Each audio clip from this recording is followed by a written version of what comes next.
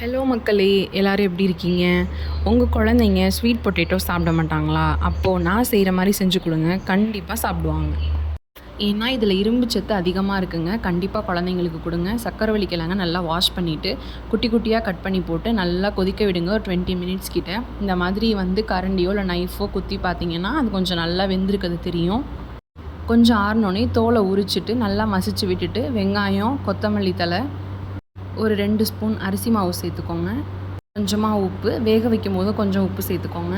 Carrot கூட துருவி சேர்க்குறதுனா சேர்த்துக்கலாம். கரம் மசாலா 1 ஸ்பூன் சேர்த்துக்கோங்க. குட்டி குட்டி உருண்டையாக பிடிச்சி அதை அந்த மாதிரி தட்டிட்டு தோசை தவாவில் லைட்டாக பட்டர் அப்ளை பண்ணிவிட்டு அதில் போட்டுட்டு அது மேலே நெய் போட்டுக்கோங்க. எண்ணெய் கூட நீங்கள் யூஸ் பண்ணிக்கலாம். இது தாங்க என் பையனுக்கு நான் ஸ்நாக்ஸாக கொடுத்து விட்டேன் ஸ்கூலுக்கு. சாப்பிடுவானா என்னமோன்னு நினச்சேன், ஆனால் ஃபுல்லாத்தையும் காலி பண்ணிட்டான். நல்ல டேஸ்ட்டாகவே இருந்துச்சு, பெரியவங்களுக்கும் பிடிக்கும். கண்டிப்பாக இது போல் செஞ்சு சாப்பிடுங்க. சத்தான பொருளை அவங்க எப்படி சாப்பிடுவாங்களோ அந்த ஃபார்மில் செஞ்சு கொடுத்தா சாப்பிடுவாங்க. ட்ரை பண்ணிவிட்டு எப்படி இருந்ததுன்னு சொல்லுங்கள்.